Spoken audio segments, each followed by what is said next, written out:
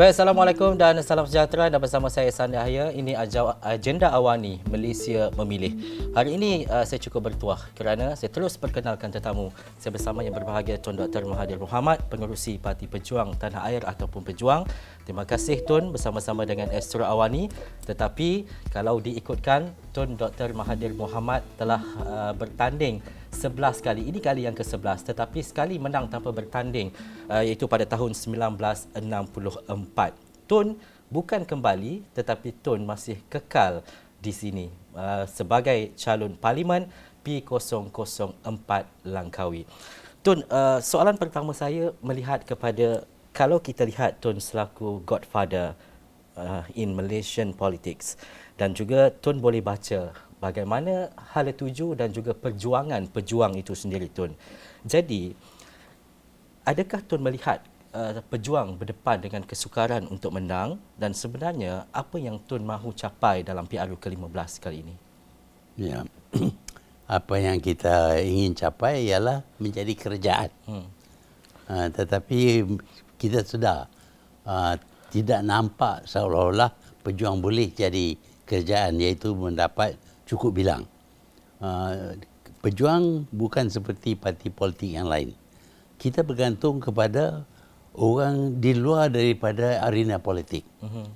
NGO, orang perseorangan, dan mereka ini lebih ramai daripada orang yang terlibat dengan politik.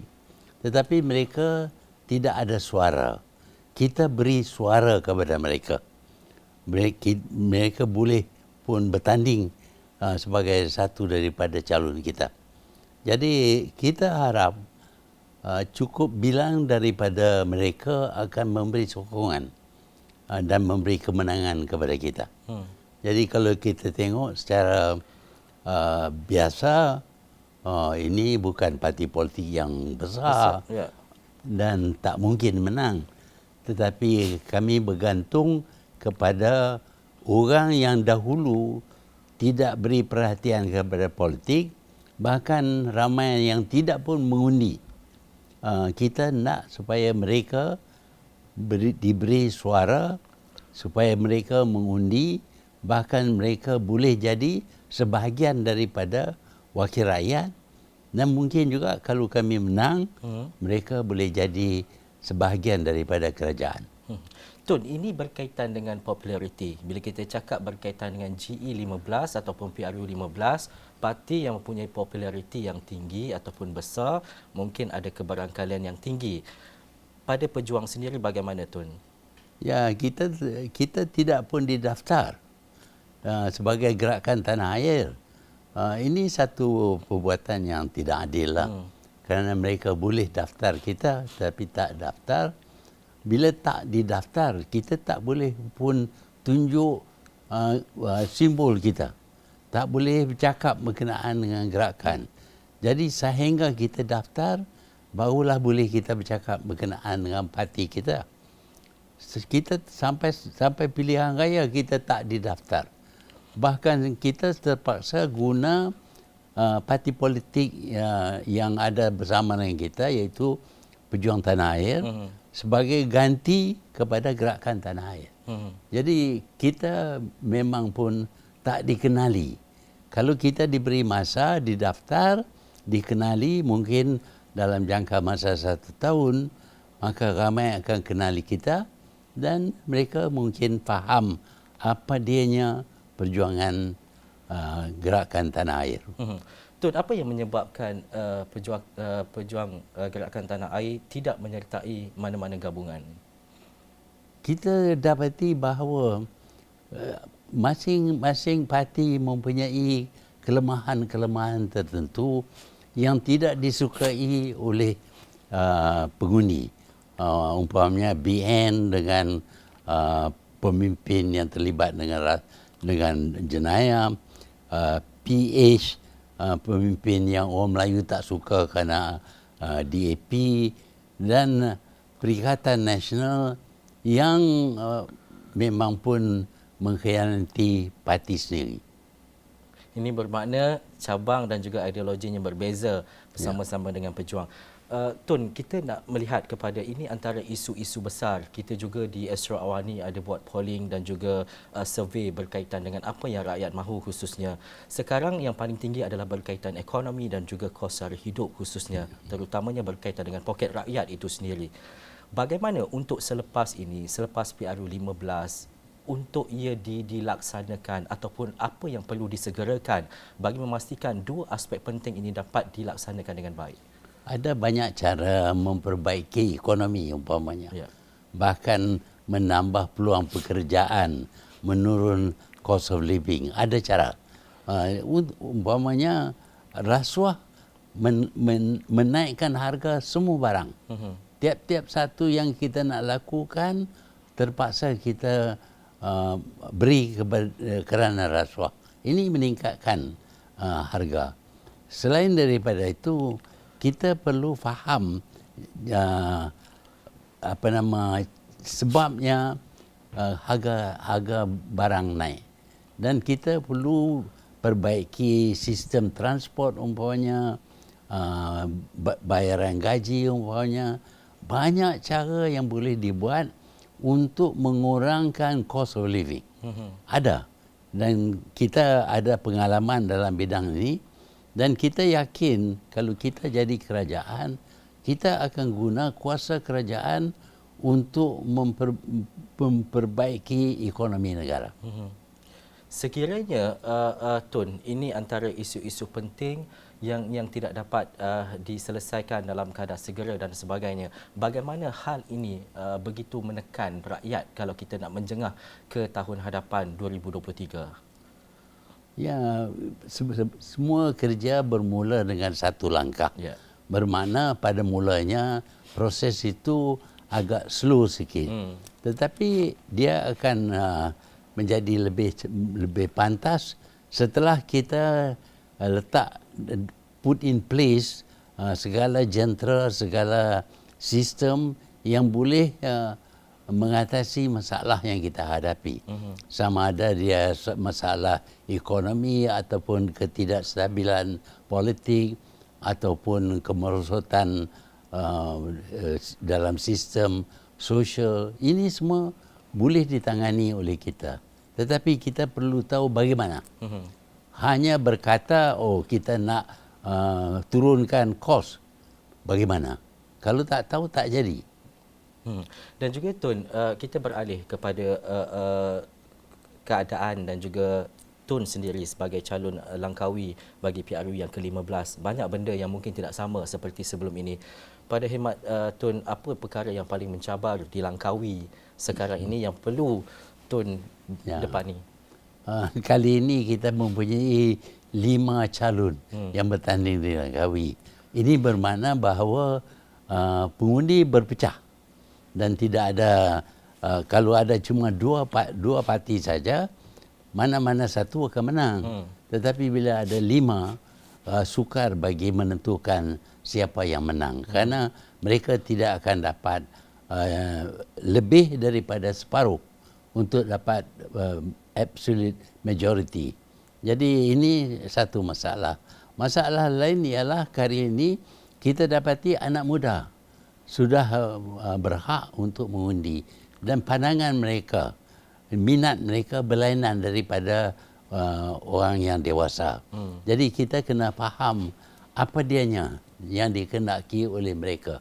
Mereka bukan sama dengan pengundi tua yang berpengalaman. Mereka lebih berminat dengan hiburan, mereka lebih berminat dengan sports dan sebagainya. Dan kalau kita tidak ada facilities untuk mereka bergiat dalam bidang sports, maka itu bagi mereka satu kekurangan, dan mereka akan salahkan orang yang memimpin kerana mereka tak dapat kemudahan yang mereka nak. Berdasarkan keadaan sekarang, adakah Tun optimis untuk menang di Langkawi, dan juga bagaimana untuk memastikan kemenangan Tun itu sejajar dengan apa yang Tun nyatakan tadi, dapat golongan muda, golongan sedia ada dan sebagainya?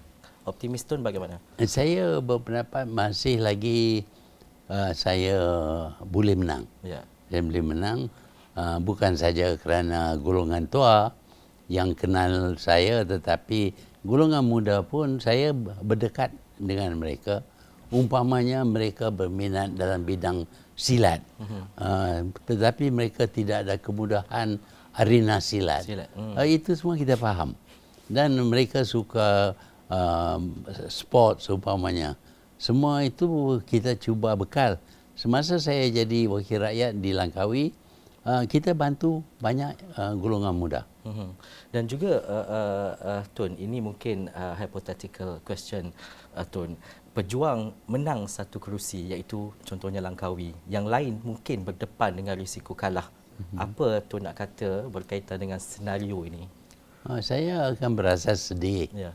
Kerana ternampak seolah-olah pengundi kita ini lebih utamakan kesetiaan mereka kepada parti lebih daripada kesetiaan mereka kepada negara. Kalau mereka sayang kepada negara, mereka tentu ingin melihat negara kita ini ditadbir dengan baik. Ya. Tetapi kalau mereka setia kepada parti, sehingga parti yang dipimpin oleh penjenayah pun mereka akan sokong, masa depan negara akan menjadi kucak-kacir lah. Tun, bercakap berkaitan dengan kesetiaan parti, PRU ke-14 mungkin kita dapat baca keadaan dan juga situasi sebaliknya, Tun. Keadaan 14 berbeza. Ya. Yang pertamanya golongan muda belum berhak. Yang kedua, Najib telah lakukan jenayah secara terbuka sehingga ramai orang yang ingin menolak Najib. Jadi itu jadi satu isu yang terbesar. Mereka tidak nak Najib jadi Perdana Menteri. Jadi untuk itu orang Melayu pun sanggup sokong sampai DAP. Mereka dulu tak sokong DAP, tapi mereka sokong DAP dan mereka memberi kejayaan dan ya juga bukan Melayu pun amat aktif dulu.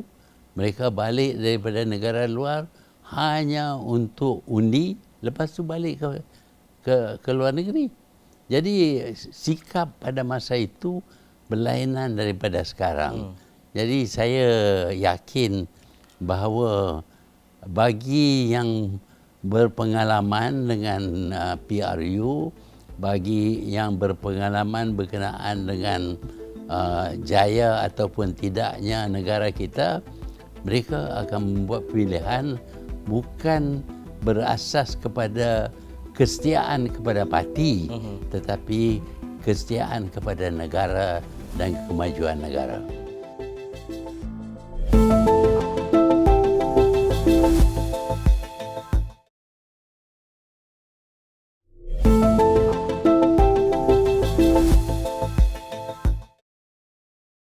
Tun, menjadi seorang ahli politik, Tun berkecimpung bukan belasan malahan puluhan tahun sebagai seorang ahli politik.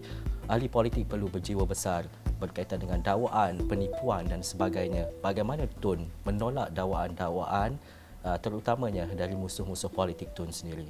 Ya, saya sedar bahawa sebagai ahli politik saya akan hadapi banyak tuduhan. Tetapi sehingga sekarang pun tidak ada satu tuduhan yang boleh dibuktikan. Cuma berkata saya ada berbilion ringgit. Tunjuk.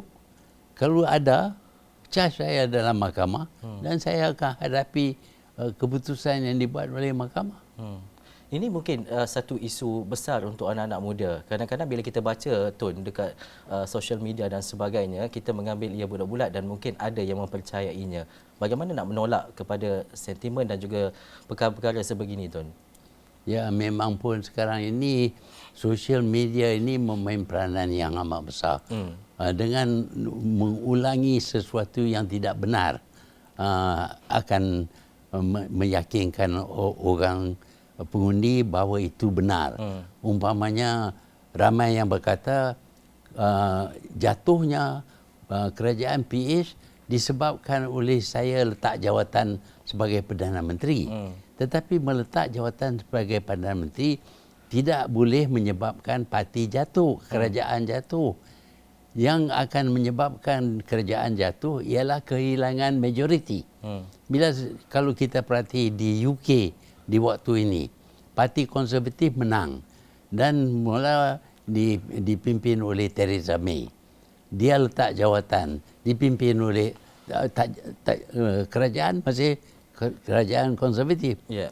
Dia letak jawatan, Boris Johnson ambil. Dia letak jawatan, Liz Truss ambil. Dia letak jawatan. Sampai sekarang ini Kishi Sunak.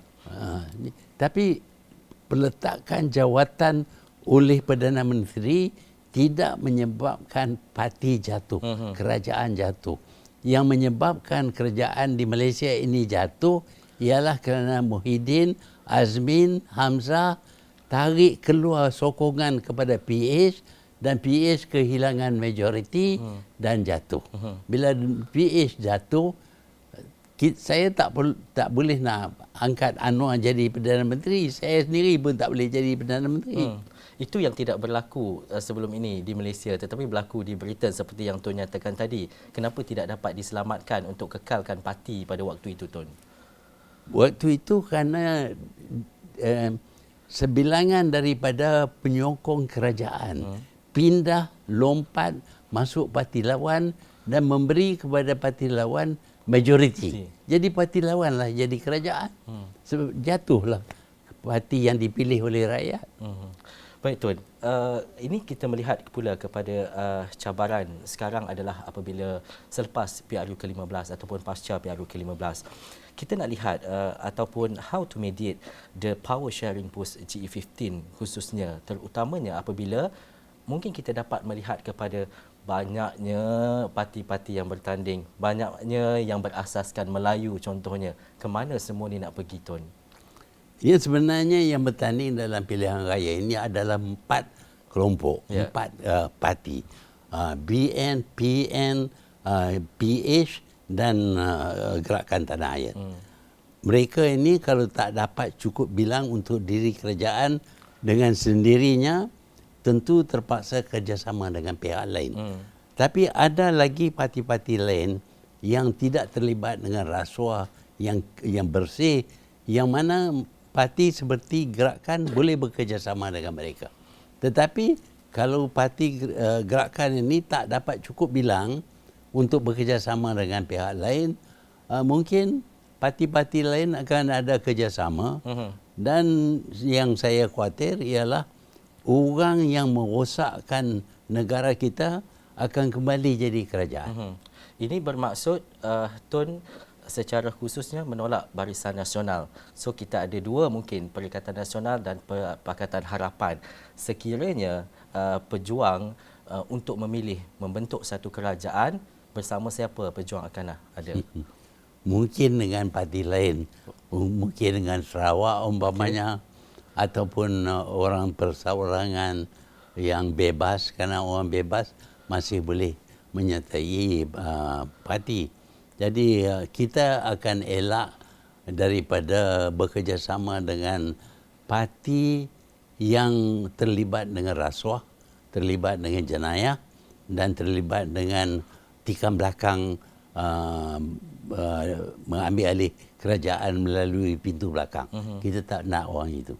Ini secara jelas itu antara terma dan juga prinsip yang ditolak oleh pejuang, terutamanya bila kita bercakap berkaitan dengan rundingan ataupun penyatuan bersama dengan parti-parti politik yang lain. Tun, ini hal korupsi, hal rasuah, salah guna kuasa khususnya. Macam mana benda ni nak selesai, Tun? Yang pertamanya, pemimpin jangan terlibat dengan rasuah. Kita lihat Najib kata cash is king. Bermakna bahawa aku akan guna duit untuk jadi Perdana Menteri. Apabila dia berkata demikian daripada the topmost man, habis yang lain semua jadi macam itu. Jadi satu action yang perlu diambil, Perdana Menteri jangan terlibat dengan rasuah. Yang itu satu. Dan yang keduanya ialah kita bertindak terhadap perasuah. Kalaupun kawan kita terlibat, undang-undang mesti dikuatkuasakan.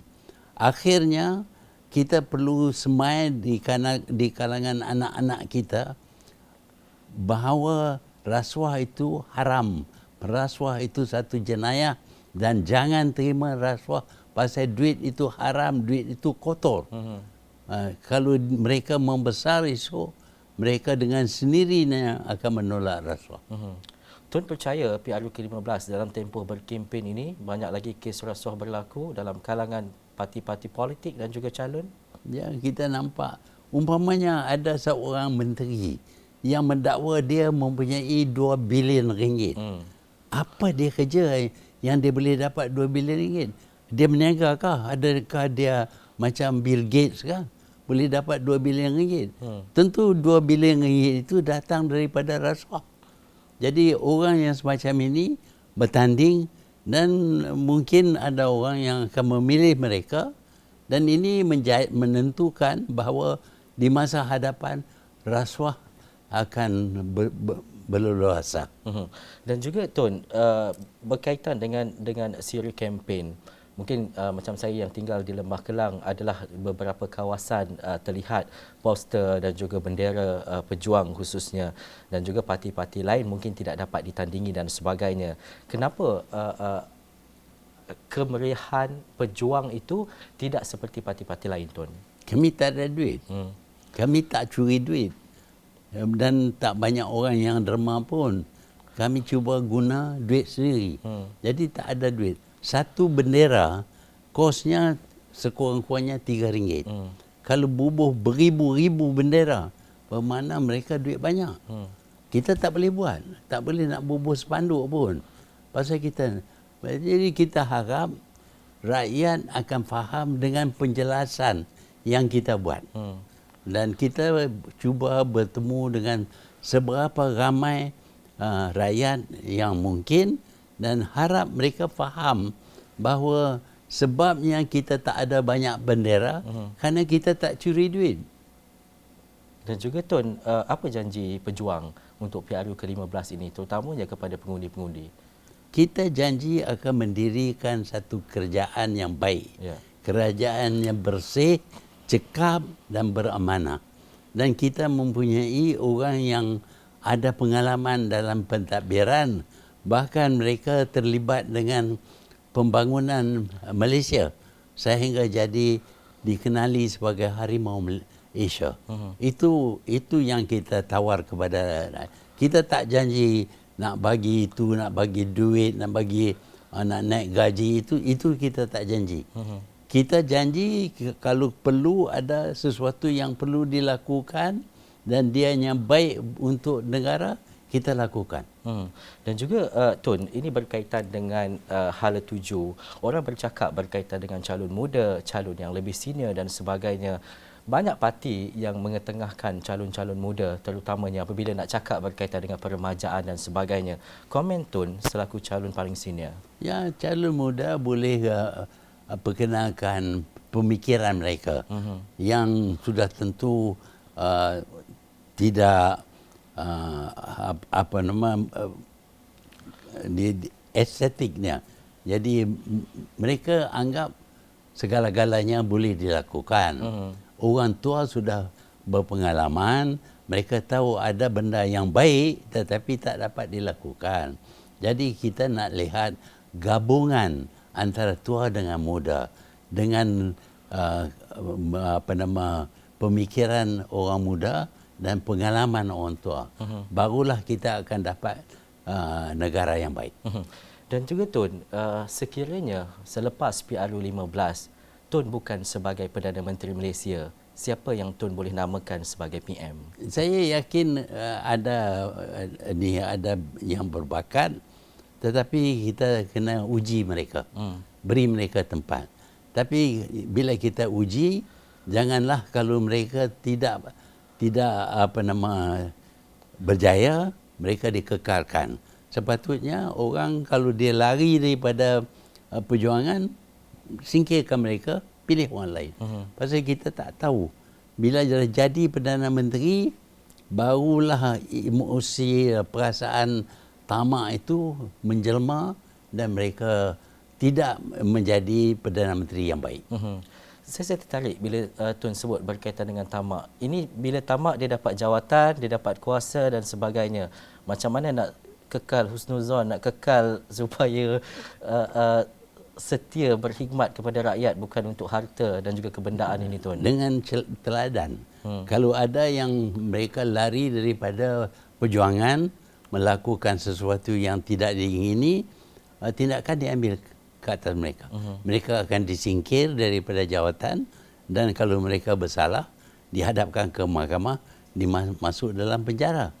Kalau itu kita lakukan, yang lain akan berjaga-jaga. Mereka akan elak daripada mendedah diri mereka kepada kemungkinan mereka disingkir dan mungkin dipenjara. Dan akhir sekali, Tun, bagaimana Tun nak meletakkan pejuang ini supaya mungkin dalam tahun ataupun tahun-tahun berikutnya dikenali dan juga mendapat tempat dalam kalangan masyarakat. Sekarang pun mungkin dah ada penyokong-penyokongnya, tetapi untuk berada dalam kelompok pejuang parti yang popular mungkin selepas ini, yang mungkin paling popular, Tun. Ya. Kita percaya bahawa kita ingin melihat negara kita ditadbir dengan baik. Janganlah kerana kita kalah, maka kita hentikan. Kita sepatutnya meneruskan. Sebab itu apabila kita kalah teruk di Johor, kita tidak berhenti. Kita perbesarkan lagi gerakan tanah air dan hari ini kita dapat meletakkan calon yang lebih ramai. Walaupun mungkin sukar untuk menang, tetapi kita mempunyai cukup keupayaan dan bahkan sanggup berkorban untuk negara. Kita bukan berjuang untuk diri sendiri. Ketika itu Tun mempunyai senarai calon yang cukup untuk diletakkan di 120 kerusi parlimen masa PRU15 ini? Lebih daripada itu. Lebih daripada cukup. Ya. Jadi Tun berpuas hati dengan semua calon yang ada sekarang lah. Ya, saya puas hati. Baik. Terima kasih saya ucapkan kepada pengerusi Parti Pejuang Tanah Air Pejuang, Tun Dr. Mahathir Mohamad. Banyak info yang kita dapat waktu ini, terutamanya all the best kepada Tun. Kali ke-11 bertanding untuk P004 kali ini Langkawi dan juga kita bercakap sempena Malaysia memilih dan ini agenda awani. Saya Ehsan Nahaya. Sekian dulu. Assalamualaikum dan jumpa lagi.